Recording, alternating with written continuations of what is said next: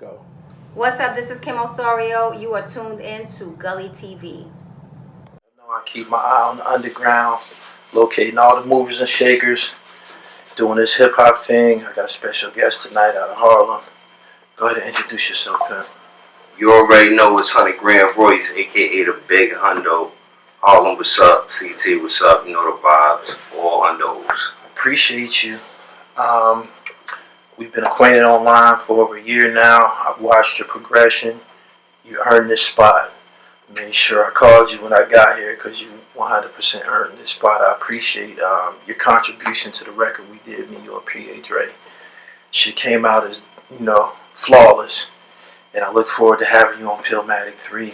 What's going on with you? Working non-stop, man. Independent artist that's been grinding, trying to put every minute of my free time into chasing this shit. Right. You know what I'm saying? I first took note of what you was doing, I believe, somewhere between Instagram and Twitter.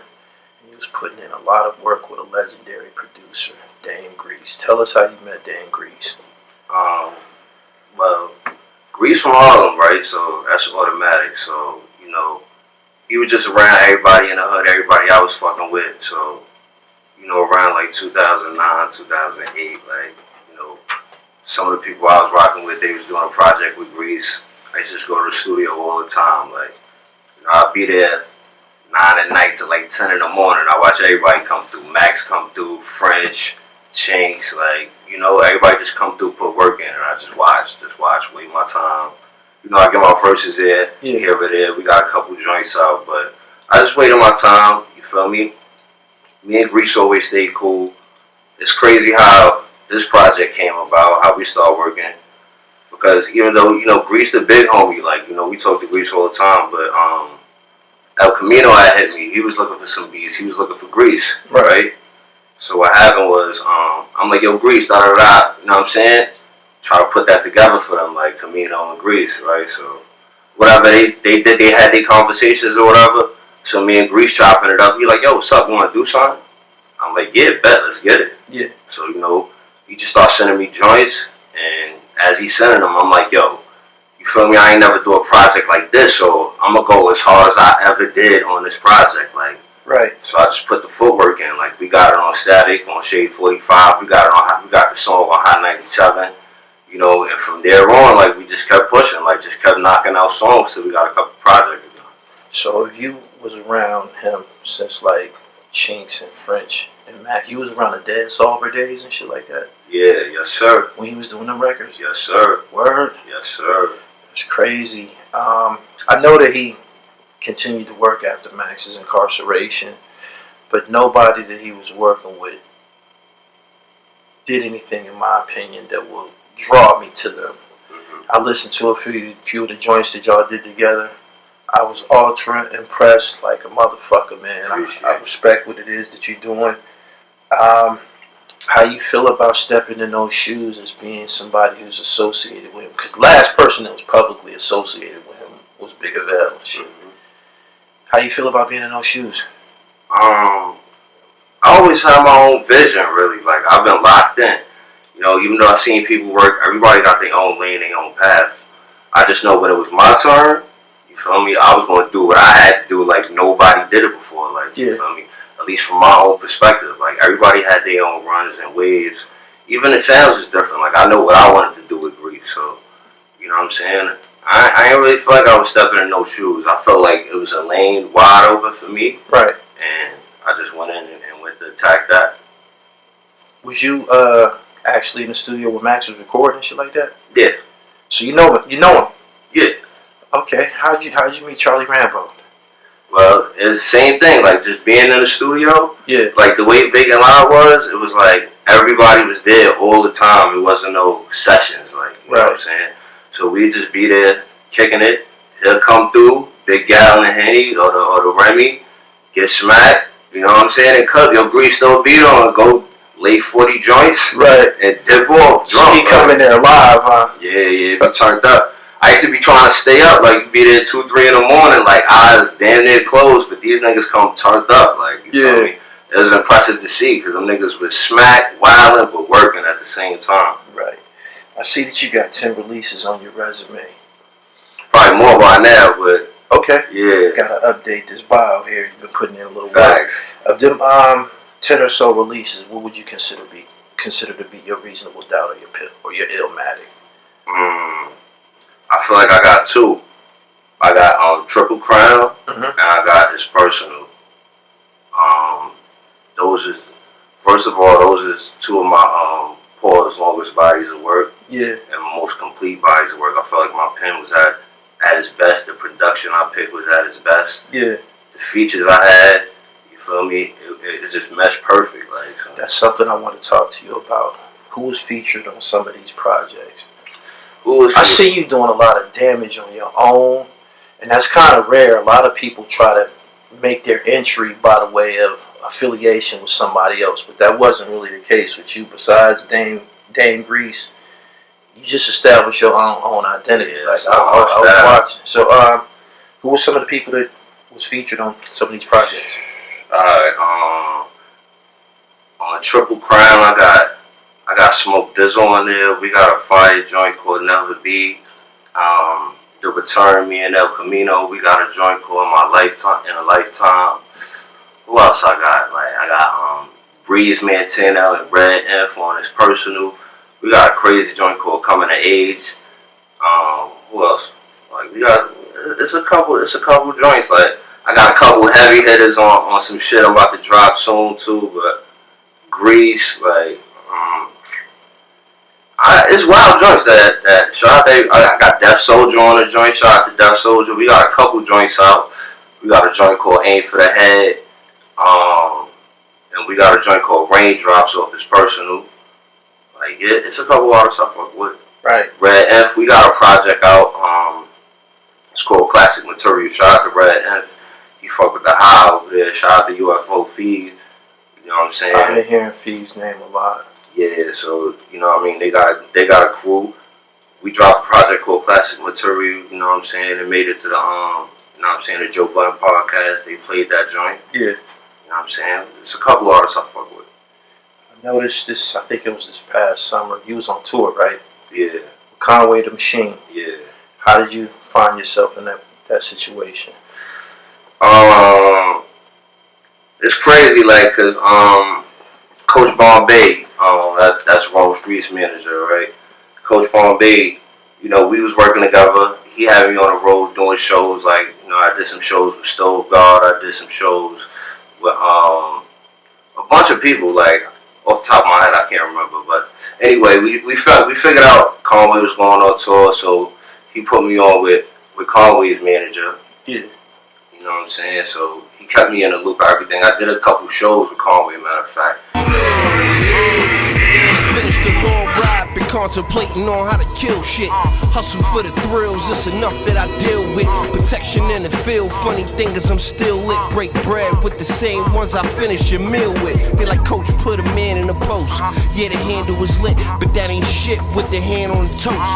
How the fuck you niggas handling smoke with bad asthma? Pump come from me, he going to meet grandma.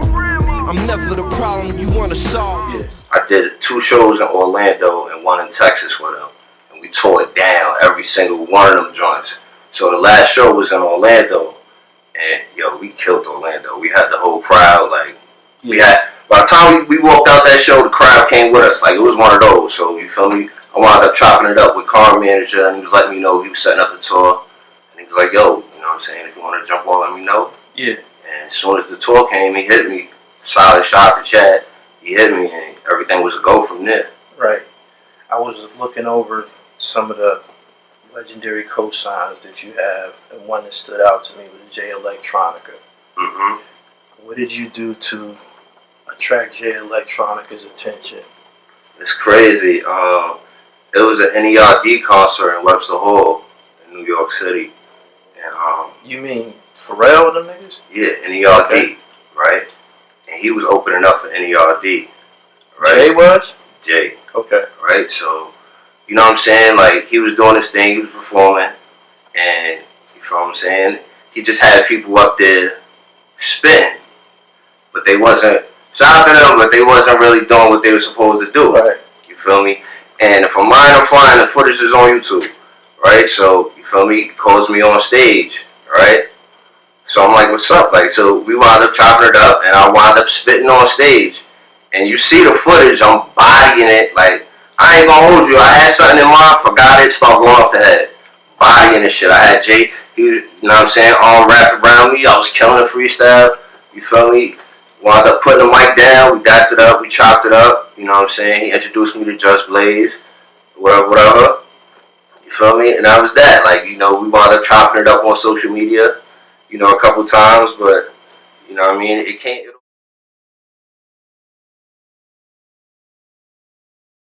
One, right?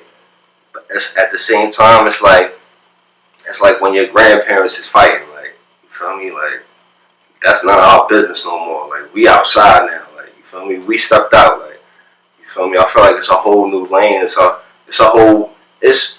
We 2 or 3 generations from that, like, you feel me? I don't even really want to see it, like, you feel me? I don't really want to tap into it. Yeah. I know where I know them from, so, you feel me? It's just a whole new era, like, you feel me? It's like your parents is fighting, like, you ain't paying no attention to that right now. Like, you outside on the block. Okay. I have to ask you this. I believe the first time we started to correspond and shit was on Twitter, and you kept hitting me up. You like, yo, I gotta get on that Pillmatic shit. Mm-hmm. I gotta get on that Pillmatic Mm-hmm. shit. How did you hear about the Pillmatic series? I be tapped in, you feel me? I already fuck with Gully TV, like, and it's like, yo, if you doing music, like, I'm one of them niggas, like, you feel me? Like, so, you feel me? I'm gonna let you know that I'm trying to get on that, right? And then at the second time, I'm gonna show you how I want to get on it, like, you feel me? So, I'm gonna let you know that I'm getting on it, and I'm gonna work until you see me, like, so. Right. If it come, but that was definitely a goal. Out of all of the records that we did a bunch of singles all summer. I think we did probably like 10 of them. Yours was the record that got the biggest response. I've been working so hard, feel like I'm on, the conversation is changing. Ask about my life, no worries, this shit amazing. Used to hop the train and roll purple haze in the station. Now I'm freestyling on planes flying the nation. They screaming on hundos in any city I'm in. As groundwork built with the wind, and I got that feeling again. You know the rush, every pen to the chin. No bullshit. And you got right at that shit. Like, you sent that shit right back. I don't play, like, you feel me? Like that's my first impression, like, you feel me? So anybody I work with, they'll tell you, like, yeah, if I come to work, I come to work. Like, my first impression is where I stand. 2025, what can we expect to see from 100GrandRoyce? It's about to go crazy, like, you feel me? First of all, I got a couple projects about to drop. I got a project with Sadia, it's personal too. We doing the sequel to that. Me and 183rd in the studio. We got something crazy. Shout out to Greece, of course. We about to drop the Fix 3 on niggas, like. Yeah. And I introduced my new YouTube sessions. It's called Live from Mount Hundo, where I'm in the crib, but I'm bombing live. I'm not doing no lip syncing, nothing. I'm going straight vocals, live on the songs. You feel me? Get them like that. We doing shows. I got a show February 1st, Party G out in Brooklyn at the Gutter. We gonna turn that up. There's a couple other things I got in store, like definitely my headliner show in the spring. But, you know, it's non-stop. We gonna go all gas, no brakes. When you was coming up as a young MC in Harlem, tell me who was the guys that inspired you to do this? Who was the guys that inspired me? I ain't gonna hold you. Look, at first, it was my favorite rapper is Biggie for one, and then it was the Locks. Like, that's who I always listened to. We was out there on the mixtapes, you know, the Locks. I ain't gonna hold you. Shout out to THRU. Like, as soon as I came outside, the first name I heard, the first time I let niggas hear rap, they like, yo, you heard THRU? You heard THRU? Like, I didn't even know who this nigga was. You feel me? It's crazy. This nigga had to be like 12. I hear that story all the time from grown ass men. That's how I went. Talking about he was a little boy, man, and he was like a giant. That's how I went. He had a whole legend behind him. So, you feel me? It was like, yeah, alright. You feel me? We clashed. You feel me? I kept my cut up to the point till we clashed and shit, but you feel me? He was one of them. But it was I definitely came up on a mixtape era, the Clue, the Cut Master C's, those freestyles, like, you feel me? That era, like, I'm from that close. One of the last things I want to ask you is, how did you come up with your name, 100GrandRoyce? 100GrandRoyce. First of all, my middle name is Royce, like, you feel me? So I wanted to put my name in it. You feel me? 100 grand is like, yo, I used to roll with the crew. We used the 100 gang stack boys, like, you feel me? So we wanted to keep it 100 everything we do. So, you know, that was some street shit, or that was some music shit. It was both. A little bit of both. A little bit of both. Like, you know how that go. Like, you feel me? In the meantime, in between time, we doing music. Yeah. Right? So, you feel me? But I kept that 100. You feel me? I lived on 100th Street. So, 100GrandRoyce, I just put that together. You feel me? And ran with it like that. I wanted something that niggas could find easily. Like, you feel what I'm saying?